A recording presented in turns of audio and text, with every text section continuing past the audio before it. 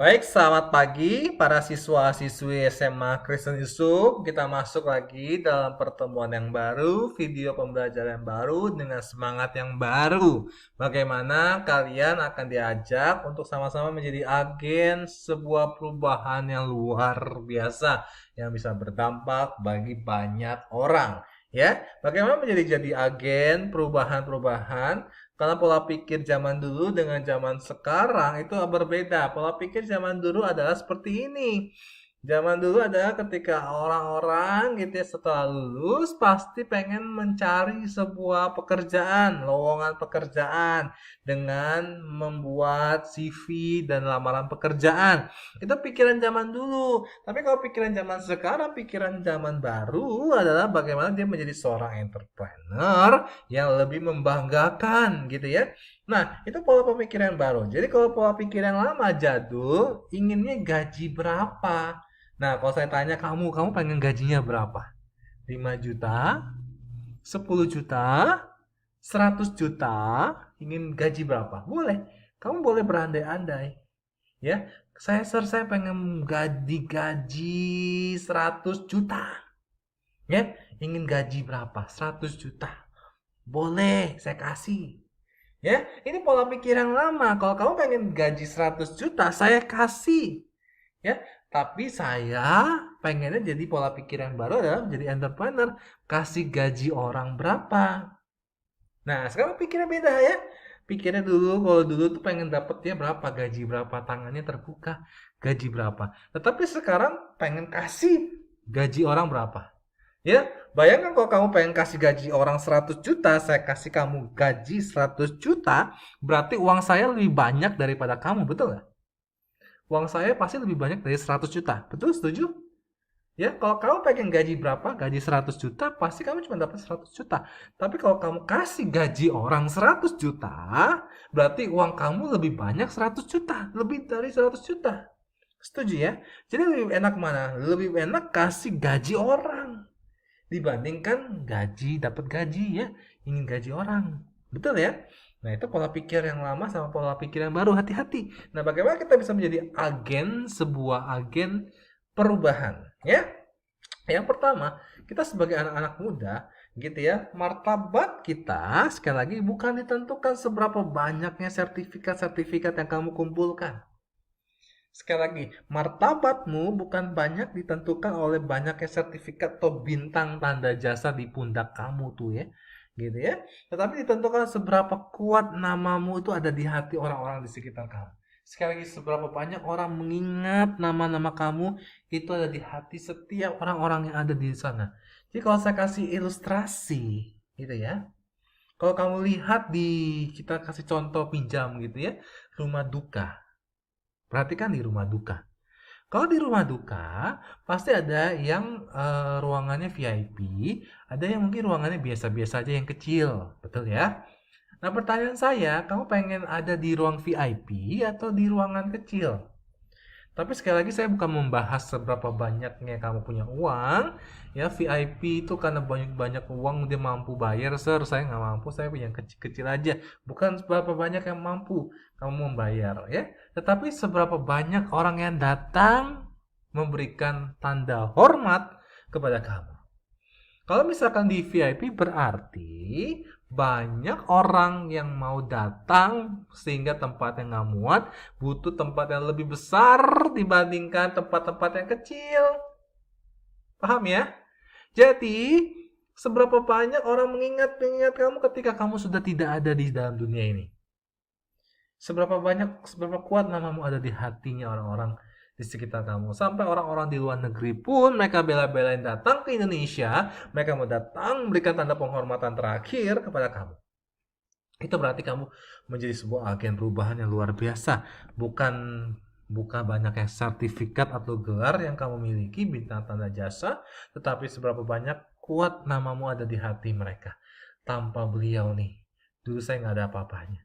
Makanya saya bela-belain dari Australia, saya bela-belain dari Amerika, saya datang ke Indonesia untuk memberikan tanda penghormatan terakhir bahwa dia sangat-sangat berjasa, namanya dia ada di dalam hati kami. Luar biasa sekali. Nah, kalau kita sebagai anak muda, kita mau seperti yang ini. Ya, bukan banyaknya sertifikat yang kita kumpulkan, berapa pintarnya yang kita miliki, tapi kita menjadi agen perubahan seberapa kuat yang nama kita ada di dalam hati orang-orang yang lain. Ya, saya kasih lihat gambar seperti ini. Gambar apakah ini? Gambar wortel. Ya, kira-kira kalau wortel ini, kira-kira harganya berapa sih? Ya, harganya berapa sih? 1.000. Ya, kalau kamu ke pasar, kamu lihat bang, berapa harga satunya satu wortel? 1.000. Oke, harganya 1.000. Bagaimana caranya kamu wortel ini bisa jadi harganya 10.000, puluhan ribu? Gimana kira-kira caranya? 10.000 bisa nggak kira-kira? Wortel yang harganya 1.000 jadi 10.000. Jawabannya bisa, sangat-sangat bisa. Gimana caranya kira-kira? Kalau wortel harganya 1.000 bisa jadi 10.000, gimana caranya? Saya ganti, saya ubah menjadi jus wortel. Harganya 10.000. Keripik wortel. Harganya 10.000. Apa lagi? Nah, itu dia. Ya. Bagaimana bisa jadi 100.000 nggak? Waduh, si Sir nih ada-ada aja nih. Tadi harga wortel 1.000, sekarang disuruh pilih harga 10.000. Gimana caranya, saya juga stres. Sekarang mintanya 100.000. Bisa nggak tuh? Jawabannya bisa.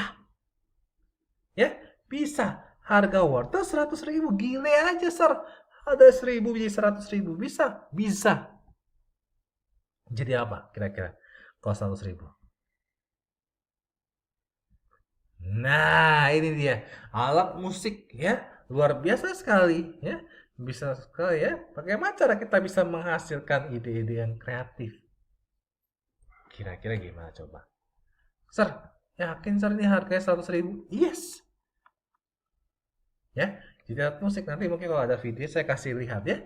Bagaimana cara untuk bisa menghasilkan ide yang kreatif? Latihlah dari sekarang. Mumpung di kelas 10, latihlah dari sekarang. Ya, kamu masih punya banyak waktu untuk menghabiskan jatah-jatah kegagalan kamu. Latihlah dari sekarang untuk menghasilkan ide-ide yang kreatif. Tidak ada kata terlambat untuk menjadi kreatif, jadi kita harus memberanikan diri untuk bertindak dan yakin dengan apa yang ingin kita lakukan. Ya, dapat memunculkan sisi kreatif kita, semuanya yakin dan pasti bisa terjadi. Ya, yang pertama bagaimana caranya? Yang pertama adalah amati. Amati yang ada di sekitar kamu.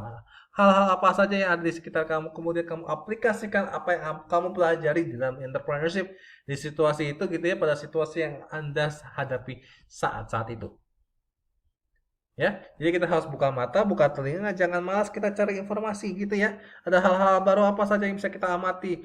Kita terbiasa mempelajari situasi-situasi di lingkungan sekitar kita, maka kita akan terlatih menemukan ide-ide yang baru, luar biasa sekali. Yang pertama atau amati, yang kedua adalah modifikasi. Jika bisa memulai dengan cara modifikasi atau mengubah kebiasaan-kebiasaan yang kita lakukan kehidupan sehari-hari. Contoh, ketika kita mengganti rute perjalanan biasa kita ke sekolah gitu ya, kita coba jalan yang lain. Kalau misalkan lewat Gambang, kita tiba-tiba kita lewat Bandengan, kita coba ganti rute perjalanan. Kita modifikasi kebiasaan-kebiasaan yang kita lakukan sehari-hari. Yang kedua, mengubah kebiasaan memakai jam tangan. Biasa kalau kamu pakai jam tangan biasa di kiri, kamu ubah ke kanan. Biasa kalau kamu pakai di kanan, kamu ubah ke kiri. Kita membiasakan melatih cara berpikir kreatif. Modifikasi. Yang ketiga, ya, di perubahan kecil ini bisa merangsang perubahan kecil ini sebenarnya simple. Ya, kayaknya merasa yakin, Sir. Ya elah, kok begini doang, Sir, latihannya. Ini perubahan-perubahan ini bisa merangsang otak kita ya, memikirkan cara-cara yang unik sebenarnya. Yang ketiga adalah eliminasi. Ya, yang ketiga eliminasi, kita harus berani melakukan pengurangan fungsi bila ternyata hal itu justru menurunkan ketidakefektifan atau efisiensi kerja kita. Yang keempat, adaptasi. Ya, menjadi kreatif itu tidak harus muncul dengan ide-ide yang asli atau original secara murni. Orang yang kreatif justru seringkali mengadaptasi dengan hal-hal yang sudah ada, apa yang telah diterapkan oleh orang-orang lain di tempat-tempat lain. Cuman bedanya adalah modifikasi. Sekali lagi, mengadaptasi hal-hal barang-barang yang sudah ada, tempat-tempat yang lain sudah ada gitu ya. Misalnya contoh Starbucks nih. Ya, saya kasih contoh Starbucks. Adaptasi. Bagaimana cara mengadaptasi Starbucks? Mengadaptasi kebiasaan orang itu. Starbucks itu mengadaptasi kebiasaan orang-orang itu. Orang-orang Italia itu minum kopi diterapkan di Amerika. Sebenarnya Starbucks itu biasa kebiasaan orang di Italia, minum di tongkrongan kopi.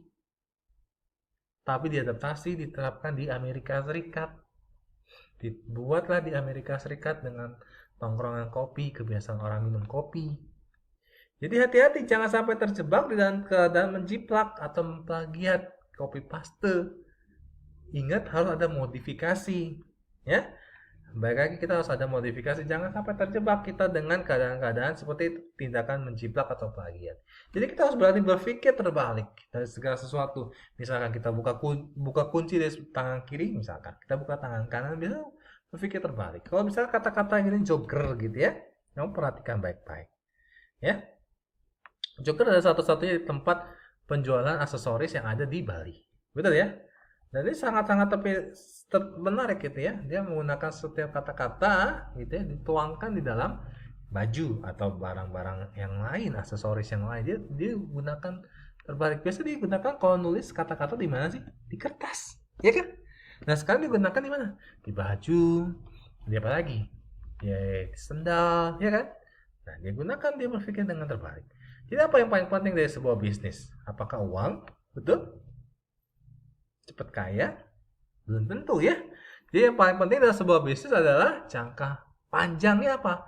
Ya, itu jangka pendek ya tadi itu ya. Uang cepat kaya itu jangka pendek. Jadi bagaimana kita membuat make your business sustains? Ya, pertama adalah think about your passion. Bagaimana kita membuat bisnis?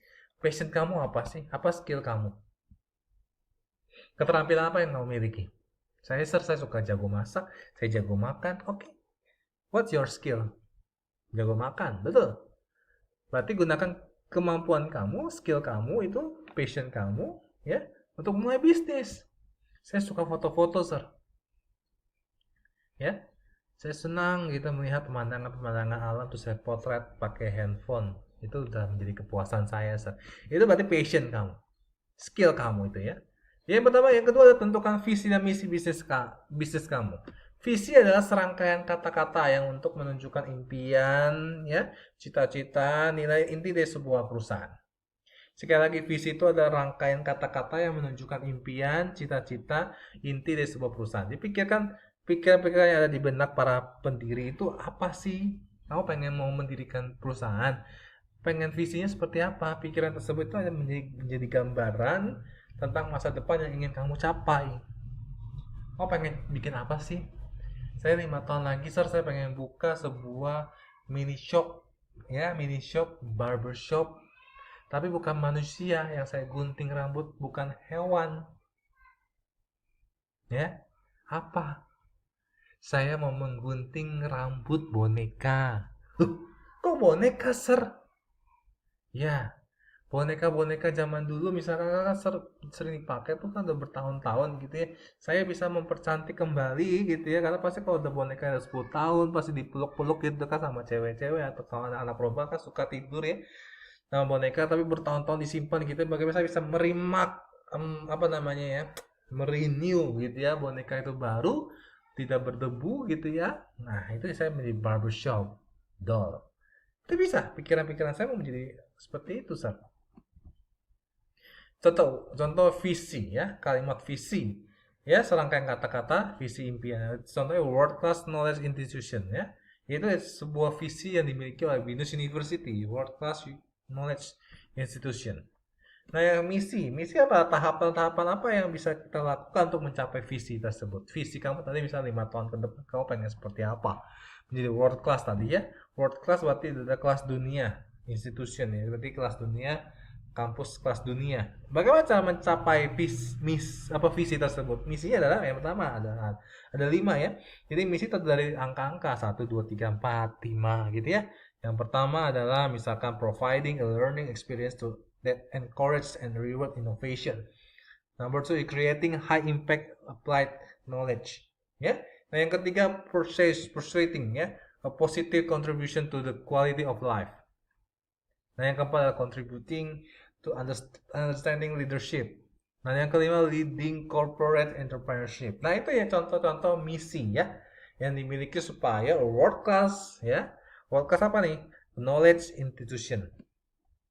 Oke. JB Nusantara commit to deliver excellence in education and research for the global by unity.